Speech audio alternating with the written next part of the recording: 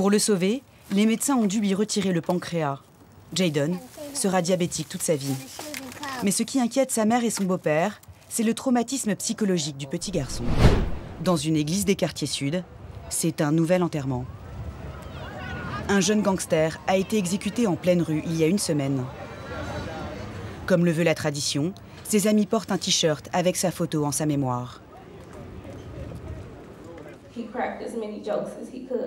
Famille et amis sont effondrés. Je l'aime tellement. Je pense à lui tous les jours.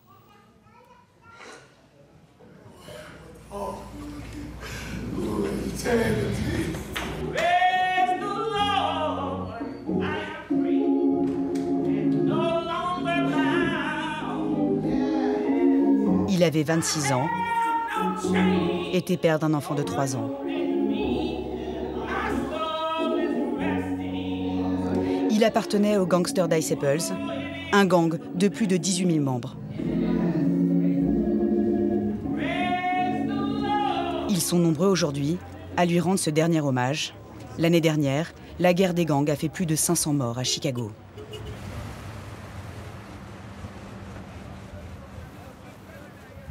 À Chicago l'année dernière, on dénombre plus de morts que dans les troupes américaines tuées en Afghanistan. Des morts et des blessés chaque jour. Mais aujourd'hui, ce qui choque les Américains, c'est que parmi ces victimes, il y a de plus en plus d'innocents, souvent très jeunes.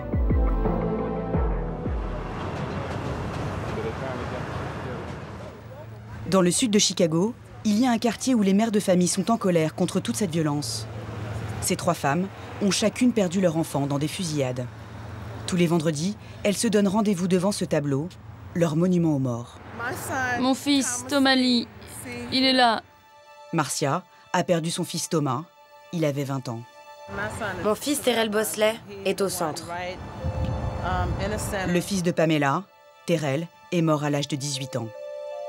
Darrell, c'est la photo là-bas. Le fils d'Alicia n'était pas beaucoup plus vieux. Au total, une centaine de photos d'enfants de tous les âges. Les familles ne veulent plus se taire. Elles affichent en pleine rue le bilan de leurs victimes. Des adolescents comme la jeune Adia, 15 ans, des enfants comme Evan, et même des bébés. La petite Jonila avait 6 mois.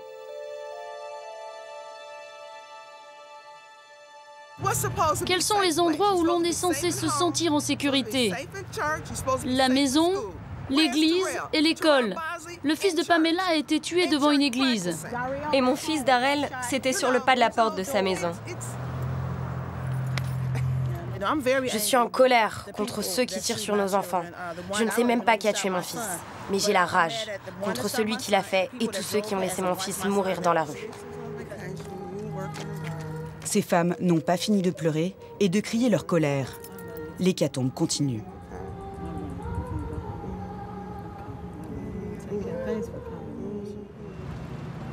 Nous sommes le 9 juillet. Dans cet hôpital, un petit garçon est entre la vie et la mort. Le drame a eu lieu il y a 4 jours. Toute la paroisse s'est mobilisée pour soutenir la famille. Bonjour tout le monde.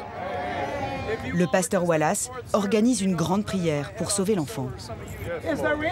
Qui pense ici que Dieu est un guérisseur? C'est pour ça que nous sommes tous réunis aujourd'hui devant cet hôpital. Le petit garçon s'appelle Jayden. Il n'a que 5 ans, blessé par balle à l'estomac et la jambe. Il est en soins intensifs, sous assistance respiratoire. Le drame a eu lieu dans ce parc. Jayden jouait avec des copains quand 2 gangsters rivaux ont tiré des rafales de balles. L'enfant a été touché 2 fois. C'est pour ça que je suis venu ici, parce que ce bébé a besoin d'un miracle. La mère de Jayden, Jasmine, est prise d'assaut par les médias. Toute la ville de Chicago est suspendue au sort de son fils. Comment il va? Il va bien. Son état est stable. Ça va mieux. Pour ceux qui n'ont pas entendu, il va mieux. Son état est stable. La presse ne relaie plus toutes les fusillades tant elles sont nombreuses à Chicago. Mais quand un enfant est touché, les journalistes se mobilisent. C'est un enfant de 5 ans. Il jouait juste avec ses copains dans un parc. Tu ne peux même pas te balader avec des enfants dans un parc pendant les vacances? Alors où tu peux aller? Tu peux pas rester dans ton jardin ou marcher dans la rue sans avoir peur qu'on te tire dessus? C'est important de dire aux gens que l'on tire sur des enfants, des victimes innocentes. Comment ça ne pourrait pas nous toucher? Tout le monde est touché par un enfant blessé par balle. Franchement, comment ne pas l'être? Soutenue par sa famille, Jasmine a passé 1 mois au chevet de son enfant, sans savoir s'il allait survivre.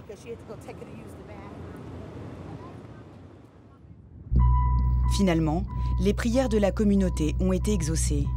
C'est presque un miracle, mais le petit garçon est rentré chez lui.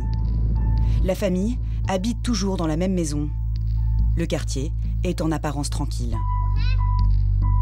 Aujourd'hui, Jayden va mieux. Je l'ai déjà, ce Spider-Man. Il a l'air d'aller bien. Les médecins ont fait un super travail.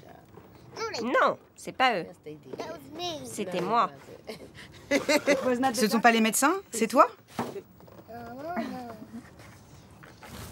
Pour le sauver, les médecins ont dû lui retirer le pancréas.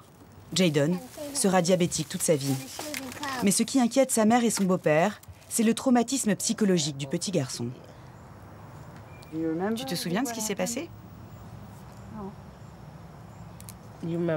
Tu te souviens que tu jouais dans le parc? Et tu te souviens de quoi d'autre? Jasmine aimerait que son fils parle de ses coups de feu. De quoi d'autre tu te souviens dans le parc? Je sais plus. Je crois qu'il n'a pas envie d'en parler. Mais il va bien. Pour l'avenir de Jayden, Jasmine veut échapper à cette violence. Je vais bientôt partir. Ah oui? Où ça? Où vous voulez aller? Ailleurs qu'à Chicago. Loin? Oui. Oui. Il n'y aura plus de fusillade? Non. C'est un terrible changement. Tout va bien? Oui. Aujourd'hui, de plus en plus de ces familles victimes de la terreur des gangs choisissent de fuir Chicago quand elles le peuvent.